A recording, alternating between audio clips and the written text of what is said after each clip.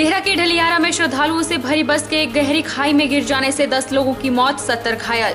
अमृतसर से ज्वालामुखी मंदिर जा रहे थे श्रद्धालु, घायलों का देहरा व टांडा अस्पताल में चल रहा है इलाज। पराशर में चल रहा जिला स्तरीय सरनोहली मेला संपन्न, कौल सिंह ठाकुर ने की समापन समारोह की अध्यक्षता। कहा, आगामी वर्ष मेले में सांस्कृतिक संध्याओं का किया जाएगा आयोजन। HPTDC और एयरफोर्स का ज्वाइंट वेंचर व्यासकुंड के लिए रवाना, एडवेंचर रेस से युवाओं और हिमाचल पर्यटन को दे रहे संदेश। और 21 जून को मनाया जाएगा अंतर्राष्ट्रीय योग दिवस। मंडी के सेरी मंच पर सुबह 6 से 8 बजे तक कार्यक्रम होगा आयोजित। DSP ने लोगों से कार्यक्रम में भाग लेने का किया आग्रह। नमस्कार, आप देख रहे हैं HP 24x7। मैं हूं जनीशा चौहान। उपमंडल देहरा के ढलियारा में श्रद्धालुओं से भरी एक प्राइवेट बस के गहरी खाई में गिर जाने से 10 लोगों की मौत हो गई है। हादसे में 70 लोग गंभीर रूप से घायल हो गए हैं, जिन्हें इलाज के लिए देहरा अस्पताल में भर्ती करवाया गया है। पंजाब राज्य के अमृतसर से एक निजी बस श्रद्धालुओं को लेकर चिंतपूर्णी होते हुए ज्वालामुखी मंदिर जा रही थी। प्राप्त जानकारी के अनुसार हादसे का कारण तेज रफ्तार बताया जा रहा है। उपमंडल देहरा के ढलियारा में आज सुबह 10 बजे के करीब एक दर्दनाक बस हादसा हो गया, जिसमें 10 लोगों की मौत हो गई। पंजाब राज्य के अमृतसर से एक निजी बस श्रद्धालुओं को लेकर चिंतपूर्णी होते हुए ज्वालामुखी मंदिर जा रही थी।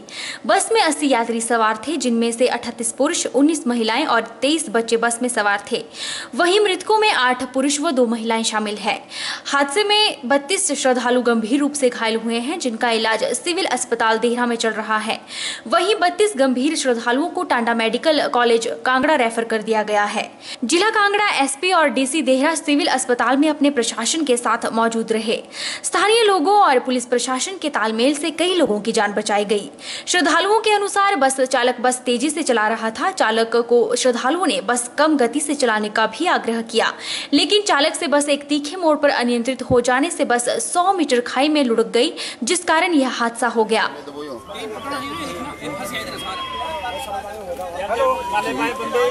दसोगे कुछ भाई आ बंदा 10-11 बजे चले थे उतों वैसे अपना चिंतपूर्णी दर्शन उधरों अपना सवेरे दर्शन किए 6-6:30 बजे तो थोड़ा बहुत सरां रेस्ट की सवेरे बस वाले आया तो बस लैके चले गया। बस मोड़ कटिया वा, बस पता ही नहीं लगा की होया कि बस टक्कर वजी, कारण आ भी नहीं महसूस होया कि सीधी खाई दे विच जाए। बस हौले चलदी जोर नाल सी? हाँ जी, बस कितना चलदी सी? हौले जोर नाल यार स्पीड कोई स्पीड का अंदाजा नहीं कह सकता सर। कट जो मोड़िया ना, तुहानू पता कट दे विच जो कट तो स्पीड ही लगता है जी। साडे नाल की बनिया की नहीं, बहुत ऊंचाई तो साडी बस डिग्गी, बहुत ही ऊंचाई। 70 जाने है, जिहदे विच कहंदे पे 10 जाने मर गए ने, तो 60 जाने विच वेख लो जी बहुत सट्टां लगियां हैं। स्पीड कितनी सी? स्पीड का नहीं सानू पता, फास्ट सी वैसे तो निकले तो रस्ते च जिवें पहाड़ आंदा ना बोलता, एक क्रॉस कर लगे अगे कार आ गई, वो कार च वजन लगा सी तो उन्होंने मतलब बचा लिया। उस तो बाद सारे ने कहा कि थोड़ा स्लो चला लै, थोड़ा स्लो चला लै, नहीं तो थोड़ी जी रोक लै, ठीक है। उस तो बाद फिर अगे आया पहाड़, उन्हें फिर स्पीड छड्डी। उस तो बाद सानू पता ही नहीं चलिया किस टाइम ते बस विच JP सीमेंट बागा में पिछले 80 दिनों से जारी ट्रांसपोर्टरों की हड़ताल राज्य सरकार के आश्वासन के बाद समाप्त हो गई है। सरकार ने ट्रांसपोर्टरों से पैसा दिलवाने के लिए 4 दिन की मोहलत मांगी है, जिसे ट्रांसपोर्टरों और जनता ने स्वीकार कर लिया है। इस अवसर पर मुकेश अग्निहोत्री ने अनशन पर बैठे ट्रांसपोर्टरों को जूस पिलाकर अनशन को समाप्त किया। उद्योग मंत्री मुकेश अग्निहोत्री अपने आला अधिकारियों सहित आज शिमला से बागा पहुंचे और आमरण अनशन पर बैठे लोगों का कुशल क्षेम जाना। इस अवसर पर उनके साथ राज्य योजना आयोग अध्यक्ष रामलाल ठाकुर भी उपस्थित रहे। रामलाल ठाकुर के आश्वासन पर जनता ने उन पर विश्वास जताते हुए हड़ताल तोड़ने का ऐलान कर दिया। इस अवसर पर मुकेश अग्निहोत्री ने अनशन पर बैठे ऑपरेटरों को जूस पिलाकर उनका अनशन खुलवाया। इसलिए मैं कहना चाहूंगा, जो बाहर से जो है ना यहाँ पे आके जो है वो आपसे अफसोस भी करते हैं और बाहर जाके जो है राजनीति की बयानबाजी कर रहे हैं, मैं उनसे कहना चाहूंगा कि अगर आपने सही तरीके से अपना समस्याओं का निपटारा करना है तो कृपया करके और नीचे तक रख दो, उसके ऊपर आपकी राजनीति नहीं आनी चाहिए। सारे लोग जो है ना राजनीति की रोटियां सेक रहे हैं और मैं आपसे ये कह रहा हूँ, मंगलवार तक का टाइम मैं आपसे मांगता हूँ। कृपया करके मुकेश अग्निहोत्री जी आपको जूस पिला के आपका अनशन खत्म करवाएंगे। बुधवार को मैं आपके साथ यहीं पे बैठूंगा, इकट्ठे हो जाओ बुधवार को। अगर गवर्नमेंट बुधवार तक नहीं करेगी तब हम उससे भी बड़ा फैसला जो करना होगा वो लेंगे। लेकिन कृपया करके आज की तारीख में इस फैसले से पीछे हट जाओ, ताकि गवर्नमेंट को भी लगे कि नहीं जी, लोग जो है जो हम कह रहे हैं हमारी बात, आपके मुख्यमंत्री की बात नहीं मानना चाहते। बता दें कि जेपी सीमेंट के खिलाफ ट्रांसपोर्टरों का यह विरोध प्रदर्शन पिछले 80 दिनों से जारी था और कोई सुनवाई न होने पर ऑपरेटरों ने आमरण अनशन पर बैठने का निर्णय लिया था। आमरण अनशन पर बैठे हुए ऑपरेटरों को आज 9 दिन हो गए थे और अब उनकी बिगड़ती हालत को देखकर डॉक्टरों ने भी उन्हें अस्पताल में भर्ती होने के निर्देश दे दिए थे, लेकिन ऑपरेटर अपनी मांग पर अड़े हुए रहे। जेपी कंपनी ऑपरेटरों के माल भाड़े का 30 करोड़ दबाकर बैठी हुई है। पराशर मेले के समापन समारोह की अध्यक्षता स्वास्थ्य एवं परिवार कल्याण मंत्री ठाकुर कौल सिंह ने की। इस अवसर पर उन्होंने कहा कि मेले का दर्जा बढ़ जाने से अगले वर्ष से सांस्कृतिक संध्याओं का आयोजन भी किया जाएगा, जिसमें मंडी जिला के साथ साथ प्रदेश के दूसरे जिलों के सांस्कृतिक दलों को आमंत्रित किया जाएगा। कौल सिंह ठाकुर ने कहा कि हिमाचल प्रदेश को देवभूमि के नाम से जाना जाता है और यहाँ के जनमानस की देवी देवताओं में अटूट आस्था है और इसी कड़ी में इस साल से मेला का दर्जा बढ़ाकर इसे जिला स्तरीय किया गया है। उन्होंने कहा कि हम हिमाचल प्रदेश के पहाड़ी लोग हैं और पहाड़ी हमारी संस्कृति है जिस पर हमें गर्व है। उन्होंने कहा कि इस मेले का दर्जा बढ़ जाने से अगले वर्ष से सांस्कृतिक संध्याओं का आयोजन भी किया जाएगा, जिसमें मंडी जिला के साथ साथ प्रदेश के दूसरे जिलों के सांस्कृतिक दलों को आमंत्रित किया जाएगा। इसके साथ नाट्य प्रतियोगिताएं भी करवाई जाएंगी, जिससे यहाँ की लोक संस्कृति का संरक्षण भी होगा। कौल सिंह ठाकुर ने कहा कि क्षेत्र को पर्यटन की दृष्टि से विकसित किया जा रहा है, जिससे प्रदेश, देश व विदेशों से भी लाखों पर्यटक यहाँ आ सकें। उन्होंने कहा कि निकट भविष्य में यहाँ हेलीपैड का निर्माण किया जाएगा, जिससे देश व विदेश पर्यटकों को यहाँ पहुँचने में कोई असुविधा न हो। इसके अतिरिक्त यहाँ 500 से 600 के लगभग गाड़ियों को पार्किंग की सुविधा उपलब्ध करवाई जाएगी। ज्वालामुखी में केंद्रीय मानव विकास राज्य मंत्री महेंद्र नाथ पांडे ने कांगड़ा जिला के केंद्रीय विश्वविद्यालय के निर्माण के विलंब के लिए राज्य सरकार को दोषी माना है। उन्होंने कहा कि देहरा में सीयू के लिए चयनित भूमि पर आगामी 2 महीने के भीतर सीयू के निर्माण कार्य का शिलान्यास कर दिया जाएगा। मंत्री महेंद्र नाथ पांडे ने ज्वालामुखी मंदिर में विधिवत पूजा अर्चना कर ज्वाला मां का आशीर्वाद प्राप्त किया। उन्होंने केंद्र सरकार के 3 वर्ष पूरा होने पर केंद्र सरकार के द्वारा करवाए गए विकास कार्य के बारे में बताया। उन्होंने कहा कि देहरा में सेंट्रल यूनिवर्सिटी की स्थापना को लेकर भूमि चयन से लेकर पर्यावरण संबंधी व अन्य सभी औपचारिकताएं पूरी कर ली गई हैं और केंद्र सरकार ने सिरमौर में IIM का नया स्वीकृत किया है। हमारी सरकार ने सिरमौर में IIM नया स्वीकार किया है, नया खोला है। और आज मैं जिस केंद्रीय विश्वविद्यालय की चर्चा मेरे सामने आई, उसके लिए निकट भविष्य में जो लैंड क्लियर मिल चुकी है, जहां पर कैंपा फंड वाला बाउंडेशन नहीं, कैंपा फंड तो राज्य सरकार को देना है, उसके चलते जो फॉरेस्ट की ज़मीन क्लियर हुई है उस पर भी काम शुरू हो सकेगा। लेकिन जो विदाउट कैंपा फंड ज़मीन क्लियर है, वहाँ जल्द से जल्द जो केंद्रीय विश्वविद्यालय स्वीकृत है उसका काम शुरू हो, इसकी पूरी प्राथमिकता हमारा डिपार्टमेंट करेगा। कोशिश होगी कि 2 महीने में इस काम को शुरू कर दिया जाए। साथ में देश में हमारी सरकार ने केंद्रीय विश्वविद्यालयों के क्रम में कई अच्छे अचीवमेंट किए हैं। हमने 7 नए IIM खोले, आईसर के 2 स्थान नए चिन्हित किए। भारतीय जनता पार्टी महिला मोर्चा पोंटा मंडल की बैठक बूथ नंबर 91 व 92 पंचायत भगानी साहिब में रखी गई, जिसकी अध्यक्षता महिला मोर्चा अध्यक्ष शिवानी वर्मा ने की। बैठक में महिलाओं ने आने वाले विधानसभा चुनाव में पार्टी के प्रत्याशी को भारी मतों से जिताने का प्रण लिया। इस अवसर पर महिला मोर्चा की अध्यक्षा शिवानी वर्मा ने महिलाओं से धर्मवाद, जातिवाद, क्षेत्रवाद को बढ़ावा देने वालों से दूरियां बनाकर रखने का आग्रह किया और प्रधानमंत्री की नीति सबका साथ सबका विकास को अपनाने का भी निवेदन किया। देश के पहले बनने वाले हाइड्रो इंजीनियरिंग कॉलेज की तैयारियां शुरू हो गई है। प्रदेश के तकनीकी शिक्षा विभाग ने इसके लिए देश की नामी भवन निर्माण कंपनियों से प्रपोजल मांगे हैं। औपचारिकताएं पूरी होने पर जल्द ही कॉलेज भवन का निर्माण कार्य शुरू कर दिया जाएगा। वहीं कॉलेज में पहले सेशन के लिए प्रवेश प्रक्रिया शुरू कर दी गई है। हाइड्रो इंजीनियरिंग कॉलेज में पहले वर्ष सिविल व मैकेनिकल डिप्लोमा कोर्स शुरू किए गए हैं, जिनके लिए 60 सीटें रहेंगी। आवेदन पहुंचने के बाद 3 जुलाई से काउंसलिंग प्रक्रिया शुरू होगी। फिलहाल अस्थायी रूप से जिला कांगड़ा के नगरोटा में सिविल व मैकेनिकल डिप्लोमा की कक्षाएं शुरू होंगी। इस कॉलेज के निर्माण में अहम भूमिका निभा रही बिजली कंपनियां NTPC और NHPC के कर्मचारियों के बच्चों के लिए भी 15% सीटें रिजर्व रहेंगी। इसकी पुष्टि तकनीकी शिक्षा विभाग के डायरेक्टर राजेश्वर गोयल ने की है। वहीं बिलासपुर विकास मंच ने कॉलेज की कक्षाएं कांगड़ा जिला में चलाने का विरोध किया है। हमारे जो जिला में है, इसके जो विकास है, इस पे जो ऐसा ग्रहण लगा हुआ है कि सारे जो हमारे प्रोजेक्ट हैं, जो डेवलपमेंट है, वो राजनीति की भेंट चढ़ चुकी है। हमारे हाइड्रो कॉलेज का उद्घाटन तो माननीय प्रधानमंत्री महोदय जी ने कर दिया और बिलासपुर को एक तोहफा दिया, लेकिन दुख की बात यह है कि साथ ये फरमान जारी हो गया कि ये कक्षाएं जो हैं जिला से बाहर चलेंगी। ये बड़े दुख की बात है। ऐसा क्यों? हमारे ज़िला में क्या जो है कक्षाएं चलाने के लिए कोई स्थान नहीं? तो जो है इस चीज़ के ऊपर जो है पुरजोर कोशिश की जाए और इसके ऊपर सरकार का दबाव ना आ जाए कि कक्षाएं जो है बिलासपुर शहर और शहर के आसपास जो हमारे पास जैसे डिग्री कॉलेज है, हमारे पास दूसरे स्कूल हैं और बिल्डिंग्स हैं हमारे पास पड़ी, वहीं ये कक्षाएँ चलाई जाएँ ताकि जो है हमारा व्यवसाय, हमारे जो है बाकी चीज़ें जो हैं लोगों को उसकी सुविधा मिले और बच्चों को भी रहने के लिए अच्छा स्थान मिले। बता दें कि बिलासपुर के बंदलाधार में बनने वाले हाइड्रो इंजीनियरिंग कॉलेज के लिए जमीन तकनीकी शिक्षा विभाग के नाम हो गई है। भविष्य में अन्य संभावनाओं के मद्देनजर विभाग यहां कुछ और जमीन की खरीद भी करने जा रहा है। आधारभूत ढांचा तैयार करने के लिए बिजली कंपनियां NHPC व NTPC 75 करोड़ की राशि प्रदान कर रही है। हवा में भारतीय वायुसेना का दूसरा कोई सानी नहीं और इसी जज्बे को नई दिशा देने के लिए 18 सदस्यों की वायुसेना की टीम जाबाज आज मनाली पहुंची और व्यास कुंड के लिए रवाना हो गई है। बता दें कि जाबाज एडवेंचर रेस के माध्यम से युवाओं संग हिमाचल में एडवेंचर के क्षेत्र में पर्यटन को नई दिशा देने का संदेश दे रहे हैं। जाबाज हिमाचल प्रदेश में विभिन्न जगहों शिमला, बीर बिलिंग में स्काई ड्राइविंग, साइकिलिंग और पैराग्लाइडिंग करने के बाद आज मनाली पहुंचे हैं और समुद्र तल से लगभग 12,000 फीट से ज्यादा ऊंचाई पर स्थित व्यास कुंड पर चढ़ाई करने के लिए निकले हैं।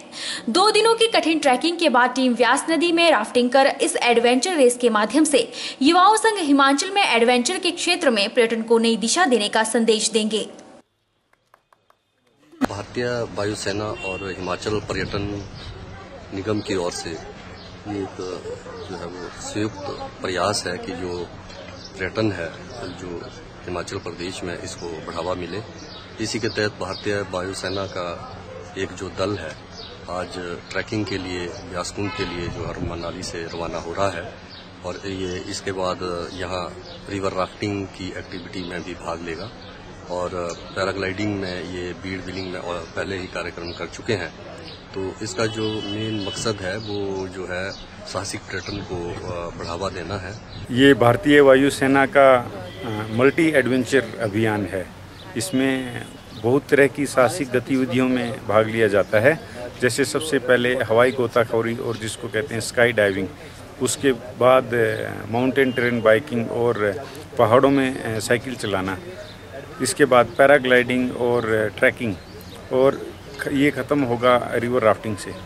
तो भारतीय वायुसेना के कई ऑफिसर्स और वायु योद्धा और साहसिक गतिविधियों में भाग लेने के लिए वुमेन ऑफिसर्स भी इसमें भाग लेने के लिए आए हैं और इसके ज़रिए भारतीय वायुसेना अपनी एडवेंचर में जो एक्सपर्टीज़ है उसका एक परिणाम प्रस्तुत करना चाहती है और कि हमारा इसके अंदर एक्सपर्टीज़ है मल्टी एडवेंचर में। और हिमाचल प्रदेश टूरिज़्म के लिए ये जो गतिविधियां हैं जो यहाँ पे हो रही हैं वो टूरिस्ट के सामने वो पेश कर सकते हैं कि हिमाचल प्रदेश में ये सब सुविधाएं उपलब्ध हैं और बाकी एडवेंचर टूरिस्ट भी इनमें भाग ले सकते हैं। जिला मंडी CITU ने अतिरिक्त जिला दंडाधिकारी मंडी राजीव कुमार के माध्यम से मुख्यमंत्री को ज्ञापन पत्र सौंपा। CITU ने मांग की है कि नेरचौक में खुले गए लाल बहादुर शास्त्री मेडिकल कॉलेज में पारदर्शिता के साथ भर्ती करवाई जाए और भाई भतीजावाद की गुंजाइश न हो। CITU के जिला उपाध्यक्ष परशुराम ने कहा कि नेयर चौक में खोले गए लाल बहादुर शास्त्री मेडिकल कॉलेज में पारदर्शिता के साथ भर्ती करवाई जाए और उसमें किसी तरह का भाई भतीजावाद न अपनाया जाए। CITU ने कॉलेज में कर्मचारियों की भर्ती के लिए प्रदेश के युवाओं व कॉलेज निर्माण के समय कार्यरत कर्मचारियों को प्राथमिकता देने की भी मांग की है। आज हमने मुख्यमंत्री हिमाचल प्रदेश को ज्ञापन भेजकर ये मांग करी गई है कि ये जो Lal Bahadur Shastri medical college near चौक में शुरू किया जा रहा है, पहले तो हम उसका स्वागत करते हैं कि इस बार उसमें क्लासें बिठा रहे हैं, परंतु इसके साथ साथ वहां जो भर्तियां अभी होनी है सरकार उसको प्रत्यक्ष रूप से या अप्रत्यक्ष रूप से जैसे भी करे, मगर उसमें जो पारदर्शिता है वो बिल्कुल बनी रहे। आज हमारे बहुत सारे युवा जो हैं बेरोजगार हैं, रोजगार की तलाश में हैं और किसी प्रकार के भाई भतीजावाद की गुंजाइश उसमें नहीं रहनी चाहिए। अंतर्राष्ट्रीय योग दिवस 21 जून को पूरे विश्व में मनाया जाएगा। वहीं मंडी में भी विश्व योग दिवस ऐतिहासिक सेरी मंच पर आयोजित किया जा रहा है। यह जानकारी DSP हितेश लखनपाल ने दी। उन्होंने कहा कि 21 जून को प्रातः 6 बजे से 8 बजे तक सेरी मंच पर विश्व योग दिवस मनाया जाएगा।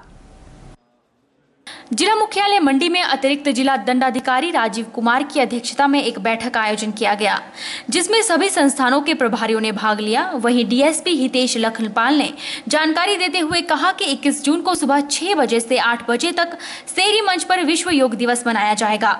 इस अवसर पर उन्होंने सभी लोगों से योग दिवस पर आयोजित कार्यक्रम में बढ़ चढ़कर भाग लेने का आग्रह भी किया।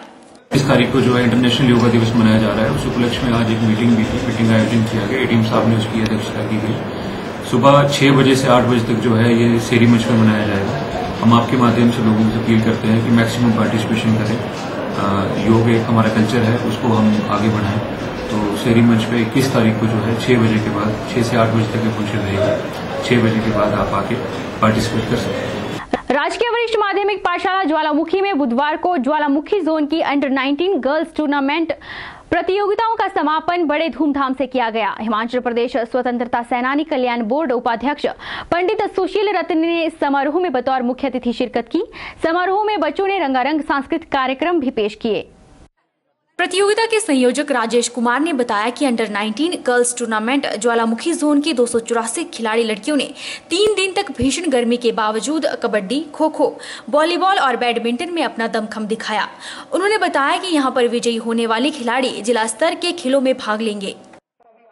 आज के वरिष्ठ माध्यमिक पाठशाला ज्वालामुखी में 23 स्कूलों के 284 खिलाड़ी छात्राओं ने हिस्सा लिया, जिसमें 4 विभिन्न प्रकार के खेलों में हिस्सा लिया बच्चों ने। Kabaddi, volleyball, badminton, kho kho. कबड्डी में राजकीय वरिष्ठ माध्यमिक पाठशाला गुम्बर ने प्रथम स्थान प्राप्त किया। Government senior secondary school Tehri जिसने द्वितीय स्थान प्राप्त किया। वॉलीबॉल में government senior secondary school Mahadev प्रथम रहा। Government senior secondary school Gumber जो द्वितीय रहा।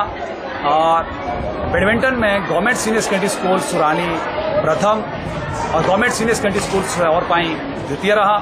और इसी प्रकार जो हमारी चौथी गेम थी खो खो, उसमें गवर्नमेंट सीनियर सेकेंडरी स्कूल लगड़ू की छात्राएं प्रथम रही और द्वितीय स्थान जो था वो government girl senior secondary school ज्वालामुखी की छात्राओं ने प्राप्त किया। स्वतंत्रता सेनानी कल्याण बोर्ड के उपाध्यक्ष पंडित सुशील रत्न ने बच्चों को पढ़ाई के साथ साथ खेलों में भी प्रदेश और देश का नाम रोशन करने के लिए प्रेरित किया। उन्होंने कहा कि इन प्रतिस्पर्धाओं में बच्चों को अपनी प्रतिभा को प्रदर्शित करने का सुनहरा मौका मिलता है। उन्होंने कहा कि प्रदेश सरकार खेलों के विकास और खिलाड़ियों को हर संभव खेल सुविधाएं उपलब्ध करवाने के लिए करोड़ों रुपए खर्च कर रही है और खेलों में प्रदेश का नाम रोशन करने वाले खिलाड़ियों को सरकारी नौकरियों में आरक्षण भी दिया जा रहा है। उन्होंने कहा कि पढ़ाई के साथ साथ खेलों में भी काफी उज्जवल भविष्य है। इस अवसर पर पंडित सुशील रत्न ने ज्वालामुखी जोन के स्कूलों के लिए इन खेलों में अगले साल से सांस्कृतिक प्रतिस्पर्धाओं के लिए अपनी तरफ से एक रोलिंग ट्रॉफी की भी घोषणा की।